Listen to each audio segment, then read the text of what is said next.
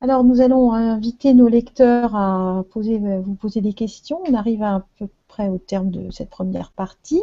On n'a pas pu aborder toutes les questions, mais via nos auditeurs, nous allons continuer à explorer votre livre. Christine, je voulais donc rappeler juste le livre. Donc, on le remontrer à l'écran. Donc, ça, c'est Écriture céleste. C'est aux éditions d'Hervy. Voilà, et c'est un très très bel ouvrage. Euh, Justement, j'ai une question qui est en lien avec ce dont on vient parler, de Didier, qui nous dit si les planètes sont des dieux, alors quel regard portez-vous sur les transsaturniennes? Est-ce que la découverte, en gros, de ces trois planètes non visibles à l'œil nu ont apporté de nouveau dans l'astrologie? Parce que là, on touche à des dieux qui sont des titans, même. On est aux forces primaires. On va plus loin Oui, dans les profondeurs, non? oui. Nous sommes ici dans un langage symbolique. Euh, les planètes ne sont pas des dieux. Les planètes, si je retourne en Mésopotamie, sont une manière d'établir un dialogue avec les dieux. Alors, à la découverte des planètes transsaturniennes, et que j'appelle transpersonnelles aussi, il y a eu, on a pu faire coïncider cela avec une évolution de la société. Euh, dans le livre, dans la deuxième partie, j'explique ce qui s'est passé historiquement, qu'on peut faire coïncider avec la découverte d'Uranus, et les révolutions françaises et américaines, la découverte de Neptune, et le siècle romantique, la découverte de Platon et le Big Bang. Donc ici, et Platon, maintenant, les astronomes ont décidé que ce n'est même pas une planète, c'est une planète naine. Nous, on s'en fiche. Ce sont, c'est,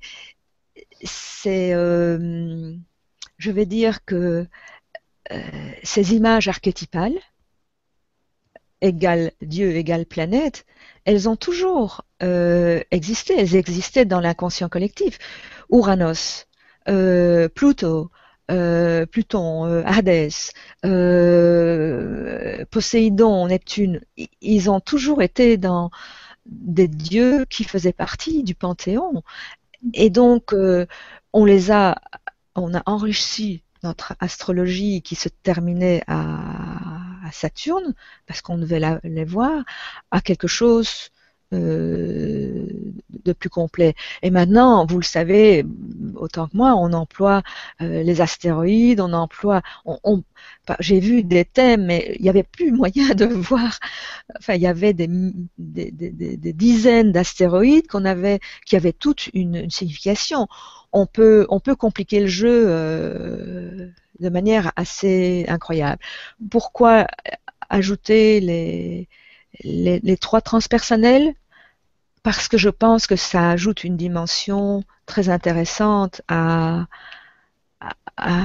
l'amplification de certaines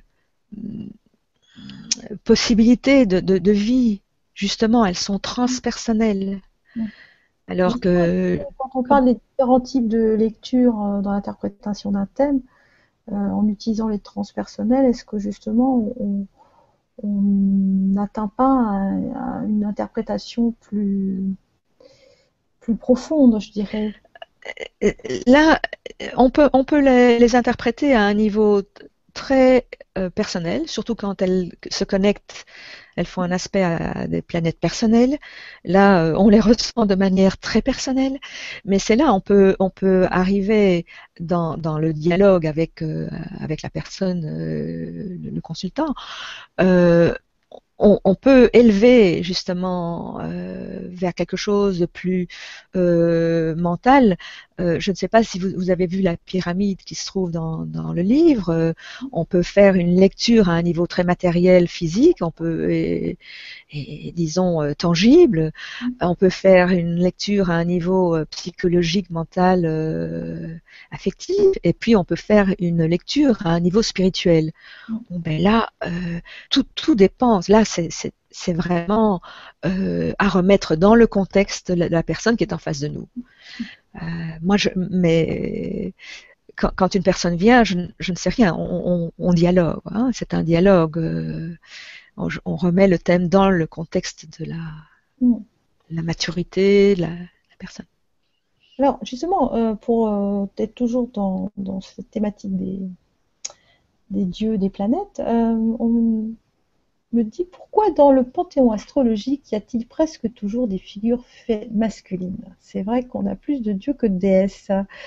Or, j'ai l'impression que justement, avec l'arrivée des astéroïdes, il y a des déesses qui réapparaissent. Oui, enfin.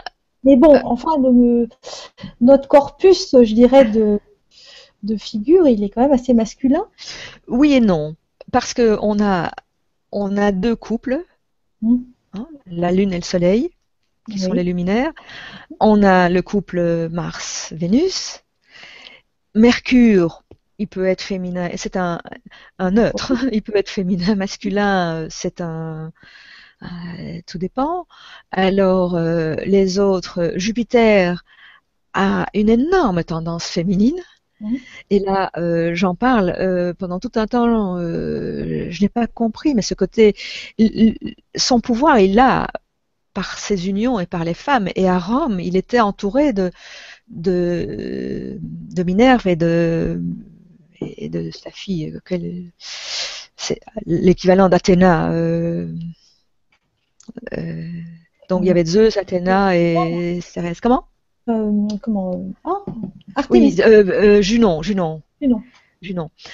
Et donc ici, qu'est-ce que c'est une planète à la métisse. La métisse, c'est vraiment une sagesse assez, je vais dire, prélogique.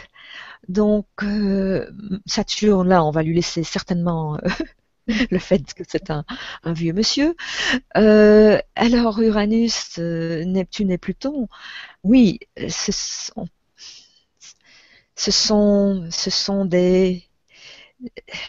Moi, je ne le vois pas nécessairement un genre bien précis, gender, un genre, le fait qu'il soit masculin ou féminin. Ça dépend fort de la manière dont on les utilise. Pour revenir un peu sur ce dont on a parlé au début sur les philosophes, nous avons un auditeur qui nous pose la question, faut-il absolument choisir un clan, métaphysique ou matérialiste? Est-ce qu'elles ne sont pas complémentaires? Quand vous parliez, vous nous avez montré ces photos, Platon, Aristote, Démocrite, Héraclite. Voilà, on a quand même ces deux chemins. Est-ce qu'on peut être les deux? Est-ce qu'ils sont vraiment... Je pense que pour une écologie de la personne, de l'individu, il est indispensable de faire avec les deux. Il y a un côté... oui, mais nous sommes arrivés à un point de notre culture, de la civilisation, où cette masculinisation du monde, de la pensée et de tout est dangereuse, où il faut rétablir un contact avec la nature. Le progrès a été fantastique, on ne peut pas le nier, mais le progrès matérialiste, je vais dire. Mais où en est-on du progrès, je vais dire spirituel, du progrès de l'âme, entre guillemets? Donc, je pense qu'on ne je ne pense pas qu'on peut choisir son clan et dire voilà, moi je suis simplement spirituel et je vais sur le haut d'une montagne et puis je me mets assis en tailleur et je médite pour l'instant de mes jours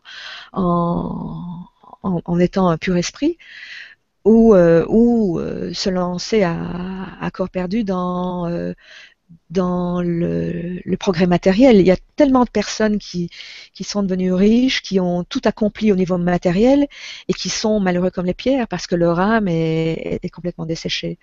Donc, on est arrivé à un point, et là dans mon livre, je parle des 4 périodes: la période matriarcale magique, la période mythologique, la période patriarcale, de laquelle on s'extrait à grand-peine, et on entre dans une période androgyne, où là, idéalement, les deux courants s'entrecroisent, s'aident pour arriver à une complétude. Mais ça, c'est Jean Gebser qui a écrit là-dessus, et puis un psychanalyste jungien américain, Whitman. Je conseille peut-être à cet internaute de regarder cette part où on arrive, on espère, vers une période androgyne où, pour faire simple, le masculin et le féminin s'entrecroisent, où il n'y a pas ce clivage entre matériel et spirituel. Et vous pensez qu'on est commencé à rentrer dans cette période androgyne? Ou est-ce que j'ai bien l'impression qu'on est encore bien dans la... Est-ce que ça pourrait être lié avec ce qu'on parle comme l'ère du Verseau? Oui, je pense que oui, bien sûr. C'est un. Je pense que ça peut, symboliquement, ça pourrait coïncider avec cette ère, mais je ne sais pas. Oui, il faut l'espérer. Oui. En tout cas, sortir du patriarcat des religions monothéistes. Retourner justement à ce polythéisme. C'est pas une question d'aller adorer des dieux, mais c'est une question de ne pas être dans cette vision monothéiste mutilante. Justement, dans votre livre, il y a un chapitre que vous appelez la dimension sacrée de l'astrologie ou le réenchantement du monde. Oui. Donc on est un peu dans ce rééquilibrage, hein, je dirais, et on sent qu'en ce moment il y a une envie pour redonner du sens. Hein. Je pense qu'une des grandes causes de notre crise successive de société, c'est qu'on manque de sens, et il y a plein de petits signes dans la vie quotidienne, dans l'économie, qui semblent nous montrer qu'on essaye de redonner du sens aux choses, ne pas être que dans du matérialisme. Est-ce que vous pensez, moi, que le langage astrologique, justement, permet de redonner du sens à nos expériences, aux événements dans nos vies, à donner une explication? Je pense déjà que, comme modèle, puisque c'est un modèle qui est basé sur 12 catégories, comme modèle, c'est un modèle qui bouge, puisqu'on utilise les transits. C'est un modèle qui nous aide à donner un rythme à la vie, grâce au cycle des planètes. Donc, on peut voir déjà notre propre histoire. On peut, grâce au thème astral, on peut se mettre à distance de soi-même, ce qui est déjà assez extraordinaire pour nourrir une réflexion sur soi, pour nourrir une méditation sur ce qu'on a fait dans le passé, sur certaines répétitions. Grâce à cette amplification des images archétypales qu'on attribue aux planètes, virgule, tiret, Dieu, déesse, oui. Donc, justement, il y avait une question sur les transits, vous venez de l'évoquer. Une auditrice nous dit que vous n'êtes pas dans une astrologie entre guillemets prévisionnelle. Est-ce que vous utilisez les transits, et quelle est la part des transits? Quel rôle vous leur faites jouer? On n'est pas dans la prédiction, on est dans une sorte Mais oui, d'estimade. bon, la divination a toujours à voir avec le présent. Mm, mm, Mais le présent, c'est une notion très, très fluctuante. Le présent, ça peut être l'heure où un client vient me consulter, ou ça peut être cette semaine, ou ce mois, ou cette année, ou cette vie-ci. Donc, tout ça, j'utilise certainement les transits. Quand quelqu'un vient me voir, je regarde pourquoi est-ce que cette personne vient. Et là, il va sauter de manière synchronistique. Hein, nous n'avons pas eu le temps de parler de la synchronicité, mais il va sauter, une fois que je parle à la personne, des coïncidences évidentes, et nous allons pouvoir amplifier sur sa situation grâce aux transits qui sont au-dessus de la tête de cette personne. Et puis, on peut éventuellement installer une attente ou une réflexion grâce au cycle de cette planète. Et ça permet de justement ne pas se précipiter sur une réponse, ne pas se précipiter sur une solution, mais vivre un moment très important de transformation. mm. Et ça, je pense que l'astrothérapie est assez efficace pour cela. Oui, il me semble Parce que grâce, excusez-moi de vous interrompre, grâce justement au fait de cette triplicité, il y a moi qui suis le thérapeute, la personne qui me consulte, et ce troisième élément qui est d'une importance extraordinaire, qui est le thème. Et chacun a une idée, et donc on peut construire autour de cela, je pense, de manière beaucoup plus rapide, donc ça permet des thérapies brèves, ou en tout cas à court terme, pour équiper la personne avec une meilleure connaissance d'elle-même, avec de la patience, hein, donner du temps au temps, parce que je crois que l'astrologie est très saturnienne, finalement. Et bon, c'est une des raisons pour laquelle j'ai écrit le livre. Parce que mes clients me demandaient, mais où est-ce que je peux trouver je n'avais... Oui, j'aurais pu donner la moitié de la bibliothèque et c'est là où je me suis dit, j'aimerais pouvoir équiper les personnes qui ne sont pas nécessairement astrologues, avec d'ailleurs dans le livre, il n'y a pas un thème astral, vous avez remarqué, il n'y a pas un glyphe, il y a rien de technique, mais ça permet aux personnes même de méditer sur des images archétypales. Et il y a des personnes qui me disent tout de suite, ah oui, là, je me reconnais, c'est exactement moi, c'est ça. Et donc, d'amplifier, et il n'y a pas de bonne ou de mauvaise planète ou de bon ou de mauvais signe, donc de pouvoir faire des choix. C'est cette astrologie à la métisse dont je parlais. Alors, vous dites à un moment donné, le zodiaque est neutre, il n'y a pas... Non. Si je reprends, on peut raccrocher un peu ça à Jung, si on reprend des concepts jungiens. Chaque signe a une part d'ombre, une part de lumière. Exact. Voilà, Exact. on va plus ou moins, il y a des... Peut-être que dans les transits, on va être plus dans la part d'ombre de Saturne, ou la part lumineuse, Oui. que ce soit dans le thème, je veux dire, de l'interprétation du thème ou les transits, on a aussi ces deux facettes qui nous influencent. Oui. Disons que habituellement, quand on consulte, c'est parce que ça dérange. Donc, on est sans doute aux prises avec la part difficile de cette image, de cet archétype, de cette image archétypale. Et donc, c'est là où le travail est bon, mais qu'est-ce qu'on peut faire pour utiliser comme disait Jung, on ne peut pas se débarrasser d'un archétype, jamais. On ne peut faire que l'intégrer.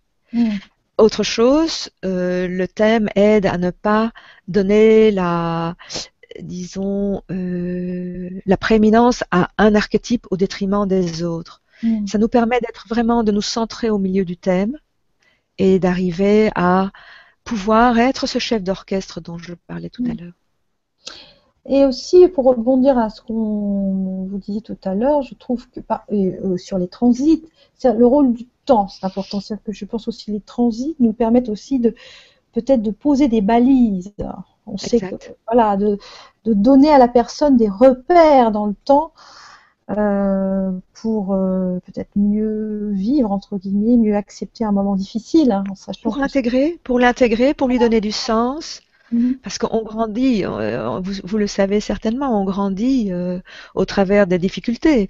Quand tout va bien, bon, ben, on en profite, mais on grandit si on peut intégrer, si on peut comprendre, si on peut voir le sens Mhm. de ces difficultés qui tout d'un coup, ces écueils qui nous barrent la route ou qui nous empêchent, qui nous font faire des bifurcations. Alors, vous avez parlé de la synchronicité tout à l'heure. C'est vrai que nous devions l'apporter en première partie. On n'a pas eu le temps. Justement, on a une question de Marie qui nous demande une précision. Quel est le rapport entre l'astrologie et la synchronicité? Peut-être on peut revenir sur la définition de la synchronicité, parce que c'est un mot Oui. c'est pas toujours très facile à prendre. Mm, Est-ce que mhm. vous pourriez nous redéfinir ce qu'est la synchronicité? Ce sont des coïncidences signifiantes à causales.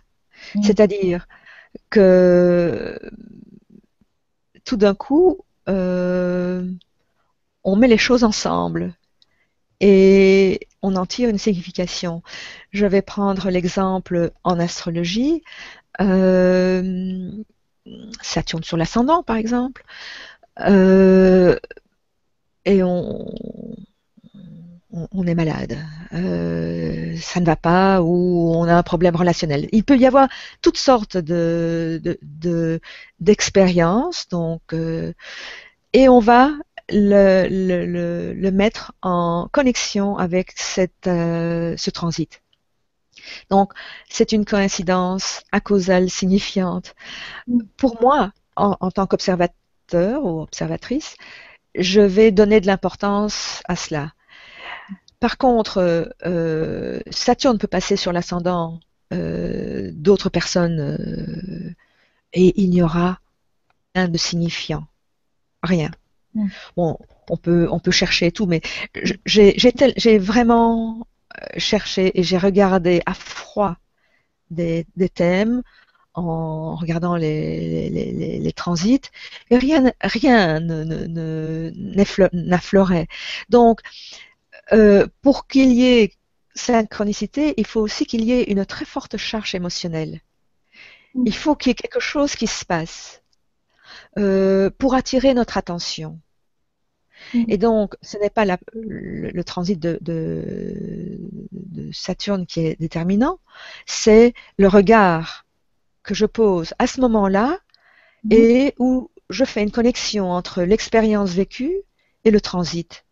Et ça permet de nouveau de traiter cette expérience pour la comprendre, pour l'intégrer, pour en sortir de manière saturnienne. Si c'est un transit d'Uranus qui correspond à quelque chose, ben on va utiliser cette tout ce qui est du domaine uranien, c'est-à-dire l'inventivité, peut-être des, des oui, l'inventivité pour moi est la plus. Là, je vais pas faire un cours d'astrologie, mais donc chaque synchronicité égale coïncidence signifiante chargée de d'émotions. Mm. C'est comme dans le yiking. Mm. Si vous interrogez le yiking comme ça à froid par curiosité, il va vous envoyer balader. Vous allez tomber sur. Je sais que il y a quelques qui vont dire mais pourquoi vous consultez? Parce que la psyché, si la psyché n'est pas constellée par un archétype, Mm. elle n'a rien à dire. Il n'y a pas de rêve, Mm. il n'y a pas de coïncidence signifiante qu'on remarque, parce que Mm. il n'y a pas.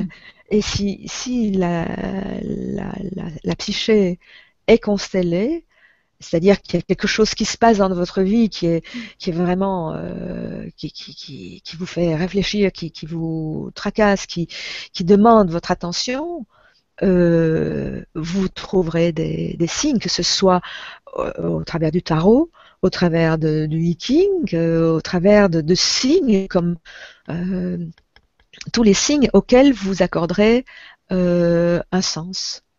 Si je comprends bien, par exemple, je suis avec un transit de Saturne, je ne le sais pas parce que je ne suis pas astrologue, je ne regarde pas mon thème, mais je vais vivre une situation saturnienne où je vais rencontrer quelqu'un de saturnien qui va me permettre d'expérimenter ou d'intégrer cette partie à ce moment-là.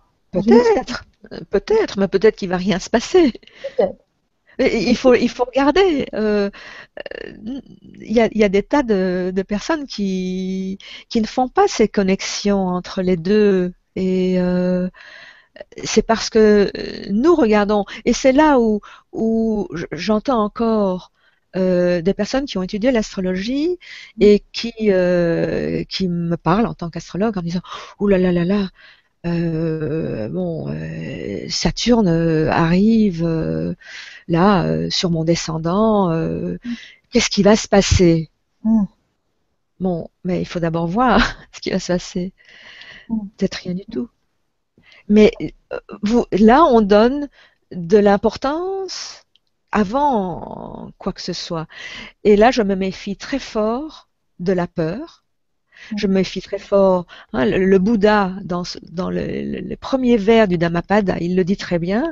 Une pensée négative amène une action négative, une pensée positive amène une action positive. Ce sont les premiers vers de Dhammapada. Donc, méfions-nous de nous-mêmes. Saturne, là là là là. Et Jupiter, chic. Bon, c'est un peu, on peut pas le faire, on peut pas travailler de manière littérale comme ça parce que, alors, je conseille à mes étudiants de lire le livre, pas du tout d'un astrologue, mais le livre de Nassim Nicolas Taleb, Le signe noir ou La puissance de l'imprévisible. Tous les astrologues devraient lire ce livre parce que dans aucun domaine, les prévisions ou les prédictions ne sont valables. Mais les gens font beaucoup d'argent à Wall Street et partout, dans les bourses, etc., ou avec des prévisions, des prédictions. On ne se donne jamais vraiment la peine de regarder si elles se sont réalisées ou pas. Lui s'est donné la peine. Et il a même fait fortune avec cela. Donc, parce que 50% ne se réalisaient pas. Donc, ça fait passer les astrologues pour des petits... c'est pas sérieux. On a évoqué le geeking brièvement tout à l'heure. Nous avons un auditeur, Didier, qui revient sur l'Orient et nous dit les Orientaux ont intégré un système circulaire des 5 éléments comme système, et nous autres en Occident, on a 4 éléments. Un peu quelle est finalement la différence? Alors, l'astrologie, je crois, doit être étudiée, pratiquée dans le contexte culturel à laquelle elle appartient. J'ai étudié l'astrologie védique, j'ai un peu regardé l'astrologie chinoise. Ce sont des modèles, donc on adhère à un modèle, à une cosmologie qui nous convient. Il y a aussi l'astrologie maya, enfin il y a toutes sortes de modèles. Je pense que, comme Jung le disait, il s'est fort intéressé à l'Orient. Hein, il a traduit, enfin il a s'est intéressé au I Ching que Wilhelm avait ramené, mais il a toujours fait très attention de ne pas sombrer dans l'orientalisme. Donc, ce qui convient à une culture ne convient pas nécessairement à une autre. Je vous assure, on ne pratique pas l'astrologie aux États-Unis comme on la pratique en France, comme on la pratique en Italie, ou en Espagne, ou en Irlande. Ce sont les pays où j'ai fait des conférences, où j'ai pratiqué, etc. On dirait que ce sont des astrologies différentes. Même si le langage est un métalangage, bon, Uranus, on se met tous d'accord que ça a une certaine signification, on s'est mis d'accord sur un vocabulaire, mais la manière dont on l'utilise, la manière dont on pratique, ça doit être remis en contexte. Alors, je ne connais pas assez, franchement, je ne connais pas assez les éléments en astrologie chinoise ou en énergie chinoise. Je sais que ça me trouble toujours d'aller chez l'acupuncteur et qu'il ne parle pas d'air, parce que ça n'existe pas, l'air. Vous avez le métal et le bois, mais donc je me base sur les 4 éléments qui ont été utilisés depuis très longtemps en astrologie. Et là, j'accorde énormément d'importance aux éléments en thérapie. Je peux faire une consultation simplement sur les éléments. Parce que ce sont les fonctions jungiennes, et une fois qu'on a compris comment fonctionner, ce sont vraiment comme Empédocle. C'est là où j'encourage les personnes qui ont envie d'avoir des bases pour leur travail, de se référer aux anciens. Empédocle, les racines de l'être. Bon, mais on s'arrête là et on a déjà disons, une possibilité d'utiliser cet outil sans aucun complexe par rapport à la science. On est dans un autre domaine, on est dans un domaine flou. On est dans le flou artistique avec des données qui sont mystérieusement, profondément efficaces. Le mystère. Mais je préfère vivre avec le mystère et le vraisemblable que d'inventer des fausses vérités. Je pense que c'est plus honnête quelque part. De dire quand on me demande pourquoi, comment, je dis je ne sais pas.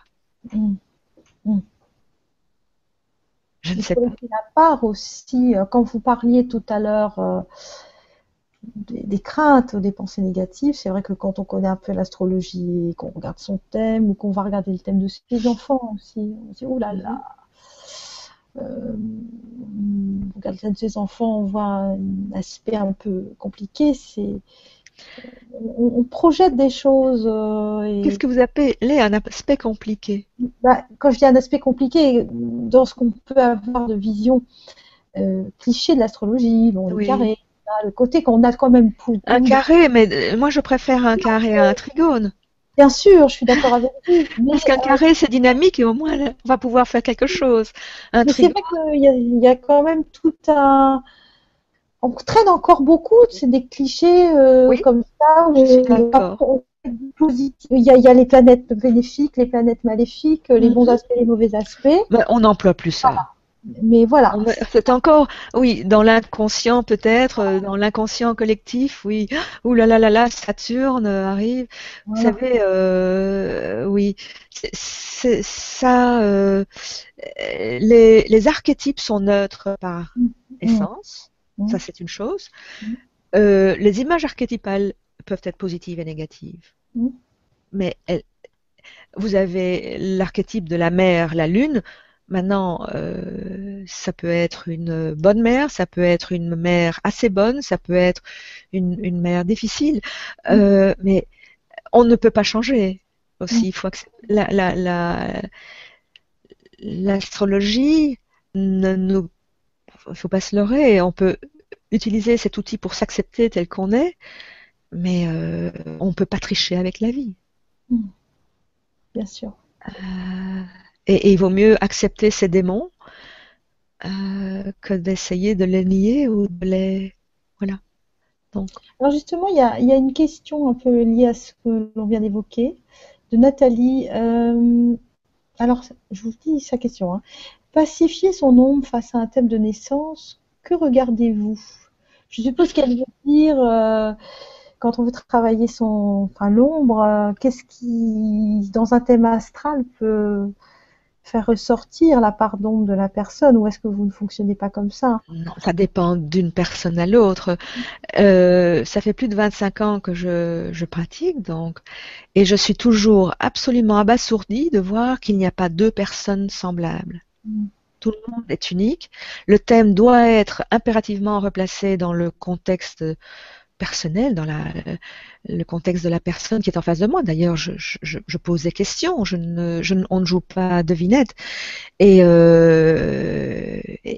les problèmes vont apparaître. La part d'ombre, suivant Jung, ce n'est pas seulement négatif. Hein. La part d'ombre, c'est ce que je ne connais pas encore. La part d'ombre peut être sombre ou lumineuse. Aussi.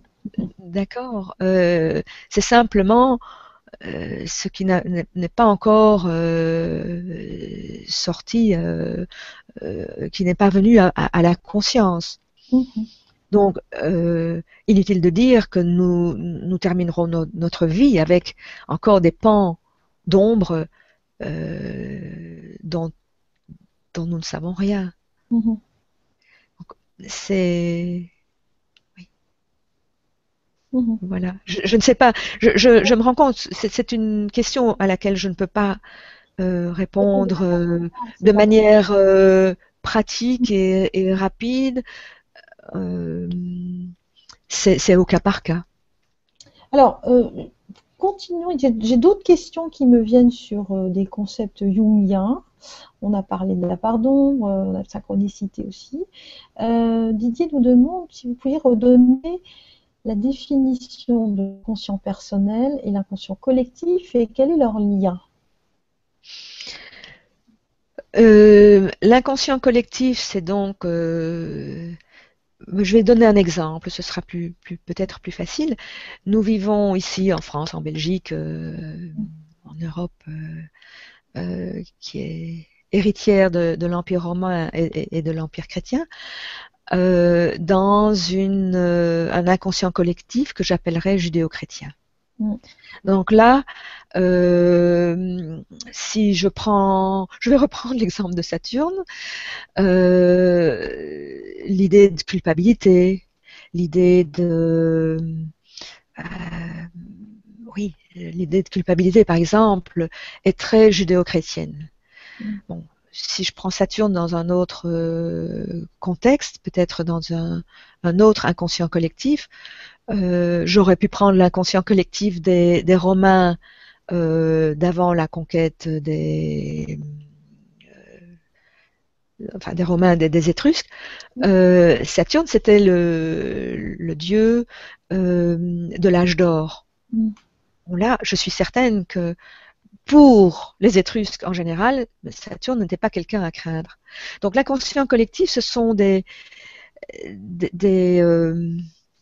a priori qui appartiennent à une culture et qui se transmettent, je vais dire, dans cette hérédité psychologique et culturelle d'un peuple. L'inconscient personnel est certainement plus lié à l'individu unique tel qu'il est né. Et vous savez que dans une fratrie, c'est bizarre, on est né éventuellement des mêmes parents, mais chacun est différent. Donc cet inconscient personnel, ça fait partie de nous de manière unique. Et je le reconnecte aussi au passé héréditaire, au transgénérationnel éventuellement. Donc l'héritage qui peut parfois se transmettre de génération en génération. J'appellerais ça l'inconscient personnel. Et en astrologie, ce sont les maisons 4, 8 et 12 qui sont fort reliées à ces maisons d'eau, qui sont reliées à ces inconscients. J'espère que ça peut répondre. C'est assez clair. J'ai une question sur la lune noire. Dans votre livre, vous n'abordez pas les nœuds, la lune noire. Est-ce que c'est parce que vous ne les utilisez pas ou c'est parce que c'était pas l'objet du livre? Peut-être parce que le livre était déjà assez épais, 550 pages, c'est épais. Parce que franchement, aux États-Unis, nous n'utilisons pas vraiment la lune noire. Je l'ai étudiée avec Luc Viget. Je l'ai regardé, c'est très intéressant, c'est on peut faire tout un travail là-dessus, mais je garde une astrologie très classique. Par, par, pour ne pas compliquer les choses. C'est déjà assez compliqué de mettre ensemble pour les personnes toutes ces différentes figures archétypales. Il y a Chiron aussi. J'utilise Chiron, mais dans certains cas, certainement pour des personnes qui travaillent dans des relations d'aide, ou dans certains cas, je le fais intervenir, mais j'en ai pas parlé. Les nœuds lunaires, c'est très important. Je les utilise, mais j'en ai pas parlé. Il y a énormément de choses qui ont été écrites sur cela. Je préférais apporter des informations qui n'existaient pas. Alors justement, ça me fait rebondir sur une question, parce qu'on a parlé tout à l'heure de Métis Thémis, oui. Thémis, voilà. Je disais que moi c'était quelque chose que j'avais pas beaucoup vu dans un livre d'astrologie, je connaissais les notions mythologiques. Nathalie nous demande si les notions de karma et dharma, enfin disons que les notions de karma et dharma lui font penser à cette vision Métis-Thémis. Vous voyez un rapprochement Alors ici, les notions de karma et dharma sont très fort liées à l'astrologie védique. Voilà. Et je les relie beaucoup plus justement au nœud lunaire. Le dharma étant le nœud nord et le karma le nœud sud, d'où on vient et où on va. Mais Thémis et Métis font partie de la culture grecque pré-socratique. Là, il n'y avait pas eu d'influence védique et karma, dharma, ça ne rentre pas dans ce cadre. Non, c'est plutôt bon. Dans la vie, il y a des choix que l'on peut poser qui dépendent très fort de qui on est. Les choses ne nous arrivent pas, mais on arrive aux choses parce qu'on a une personnalité telle, un caractère tel, des envies telles. Donc ça, ce serait plutôt l'astrologie à la métisse qui permet le choix. Et puis Thémis, il y a des choses qui nous tombent dessus sans crier gare et il faut faire avec. Et là, je trouve très important, si on ne peut pas changer la situation, l'astrologie par ces images, par cette mise à distance, peut nous permettre de changer l'attitude. Et là, ça fait la différence entre une vie vécue de manière, disons, relativement sereine, zen, stoïque même, et une vie amère, une vie faite de regrets, une vie où on se sent victime. Donc moi, je pense que l'astrologie nous aide à ne pas blâmer papa et maman. C'est déjà une bonne chose, comme on peut le faire dans beaucoup de psychothérapie ou de psychanalyse. On peut pour un petit moment blâmer les planètes. Ah oui, c'est parce que Saturne, etc., ou Uranus ou Neptune m'a complètement, disons, aveuglé. Mais finalement, ces archétypes, ils sont à l'intérieur de nous et on doit les intégrer et essayer de sortir du siège de la victime. Tout à fait. Oui, on a en fait cette palette de 12 symboles, enfin dans les de 10 figures, qui sont les 10 planètes, avec lesquelles on joue à différents moments de sa vie. Et quand vous parlez de chef d'orchestre, c'est cette métaphore que je reprends. On doit jouer avec tous ces éléments, les intégrer. Exact, oui. Se connaître, on revient à connais-toi toi-même, essayer de se connaître, essayer de faire avec. Mhm. On ne se changera pas. Et alors, je trouve extraordinaire aussi de pouvoir comprendre les autres et que ce soit en couple, en amitié ou avec les enfants ou au travail, on sait que on ne peut pas changer les autres et qu'ils ont une manière différente de mesurer le monde. J'ai utilisé l'astrologie au début que je l'étudiais quand je travaillais encore comme designer à la cristallerie et ça aide énormément à mettre les choses à distance et à ne pas les prendre personnellement. Donc En anglais, on dit empower. Comment? vous pratiquez beaucoup, vous avez pratiqué, vous pratiquez la synastrie, comparaison de thèmes. Oui, Comparaison de oui, thèmes, ouais, ouais. oui, oui, bien sûr, et comprendre, parce que ça permet oui, d'accepter l'autre comme il est, comme on doit s'accepter comme on est. C'est pour ça que j'ose insister sur Hillman qui a écrit aussi un livre qui est traduit en français qui s'appelle Nous avons eu 100 ans de psychothérapie et le monde va plus mal ou c'est quelque chose je traduis approximativement, mais le livre existe et donc l'astrologie ne nous permet pas de changer, mais nous permet d'apprécier, de s'accepter grâce à ces dieux et déesses qui nous accompagnent. Ça donne aussi une certaine poésie à la vie. Ça permet de, oui, de vivre avec cette astronomie poétique. Je rejoins tout à fait votre point de vue là-dessus. Pour moi, l'astrologie, c'est un peu une poésie. Enfin, Oui, c'est quelque chose de très artistique de créer, oui, oui. auquel on peut vraiment créer beaucoup. Je voulais revenir sur votre, on n'a plus beaucoup de temps, mais sur votre expérience aux États-Unis. Vous avez parlé que vous avez beaucoup voyagé et que au cours de tout, enfin, de tous les pays que vous avez visités, les astrologies sont différentes. Oui. Pourriez préciser, parce que bon, on est quand même dans un modèle entre guillemets occidental. Donc, qu'est-ce que vous avez pu voir comme différence, notamment aux États-Unis par rapport à la France ou l'Italie, vous avez parlé aussi. Oui,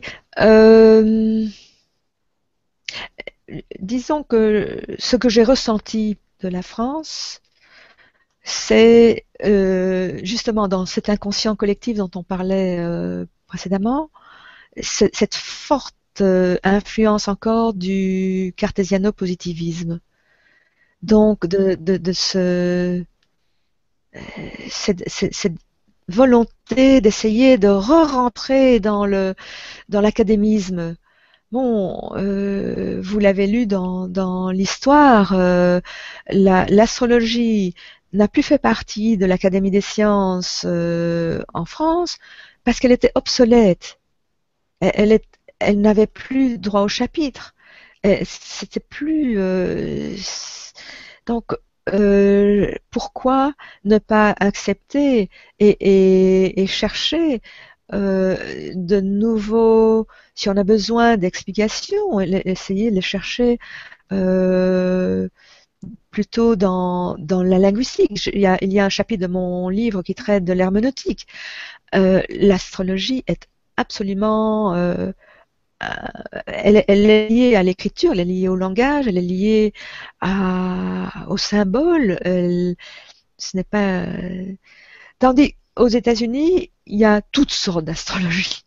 Il y a, bon, c'est un, donc on peut inventer. Et aussi, je n'avais aucun problème. J'étais invitée à l'université de Pittsburgh pour faire une présentation annuelle sur l'histoire, sur l'astrologie, dans le département de l'histoire et philosophie des sciences. Mm. Bon, je ne sais pas combien d'astrologues vont être invités dans les universités françaises.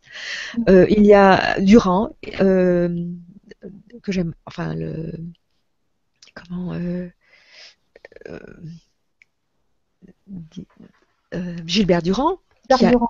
oui, qui lui a une chaire sur le symbolisme. Enfin, il est malheureusement décédé. Il y a quelque chose qui se passe là. J'ai même vu qu'ils étaient à Louvain aussi, mais on ne parle pas d'astrologie, on parle de symbolisme d'autre manière. On me demandait de faire des présentations à l'hôpital psychiatrique de Pittsburgh, qui fait partie aussi de l'université, pour donner cette approche symbolique de la vie. Donc, il y a moins de rigidité, je vais dire. Donc, on peut explorer, et c'est, je crois, la raison pour laquelle Dan Rudger, alias Daniel Chenevière, un vrai Français, qui est parti en 1917 aux États-Unis avec sous le bras l'œuvre de Jung d'un côté et l'œuvre de Ian Smith, le philosophe du holisme d'Afrique du Sud, sous l'autre bras. Et il a fondé l'astrologie humaniste aux États-Unis. Pourquoi ne l'a-t-il pas fait en France? Ça n'aurait pas été entendu. Et encore maintenant, voilà, mon livre est là, mais peut-être que oui. En tout cas, j'espère que nos auditeurs auront apprécié notre échange et on leur a donné envie de lire votre livre, parce que c'est vraiment passionnant et on apprend beaucoup de choses. Alors, les lecteurs, je dirais les astrologues avertis, ils trouveront quand même leur compte aussi, avec beaucoup, notamment, je pense, sur la partie historique. Pour les moins avertis, c'est, comme vous le disiez, c'est très facile à lire. Et ça ne demande pas de connaissances astrologiques précises, comme vous dites, il n'y a pas de symbole. Voilà, quand on parle de Jupiter, on comprend très bien. On n'a pas besoin. Enfin, je veux dire, c'est très accessible et ça permet de faire aussi un point avec un autre regard qui est peut-être dû aussi à votre expérience américaine. Juste pour terminer, puisqu'on arrive à la fin. Comment vous voyez l'avenir d'astrologie en se disant, est-ce qu'il y a des penseurs, des courants de pensée qui pourraient à terme influencer l'astrologie aujourd'hui, où on est encore à exploiter Je crois que pour le moment, on est dans un creux. Parce que oui, parce que c'est quand même un langage qui demande un certain effort à être étudié, et que pour le moment, on préfère des choses très rapides. Des week-ends de connaissance de soi. On va essayer des approches de l'âme qui sont peut-être plus rapides. Donc ça va revenir. Vous savez, l'astrologie, elle a eu des hauts et des bas. Je doute que ce langage et cette poésie disparaissent de l'horizon, mais pour le moment, la psychanalyse, je parlais récemment avec une psychanalyste de Boston qui me disait les psychanalystes transforment leur cabinet en cabinet de philosophes, parce que les gens préfèrent parler philosophie que d'aller sempiternellement en parler d'eux-mêmes. Et donc oui, il y a un changement, mais pas seulement pour l'astrologie. On est dans un moment où tout va tellement rapidement que je ne sais pas si beaucoup de personnes ont encore envie de prendre le temps d'en étudier le langage, le vocabulaire. Ça prend quand même quelques années pour maîtriser le langage et pour que ça devienne passionnant. Donc, j'ai entendu des personnes qui me disent c'est trop compliqué, c'est trop demandant, et voilà. Donc, il y a d'autres possibilités d'arriver à la connaissance de soi. Hein. Il n'y a pas de, c'est certainement, il n'y a pas de monopole. C'est une façon parmi d'autres. Merci Christine avoir répondu à toutes ces questions. Donc, je rappelle votre livre, Écriture céleste. Donc, c'est aux éditions Vervi. Et c'est un ouvrage passionnant. Je vous recommande à toutes et tous de lire. Et puis, j'espère qu'on se retrouvera pour une autre émission sur une autre thématique prochainement. J'espère aussi. Je vous remercie. Merci Christine, bonne Et soirée. merci aux internautes. À très bientôt. Au revoir.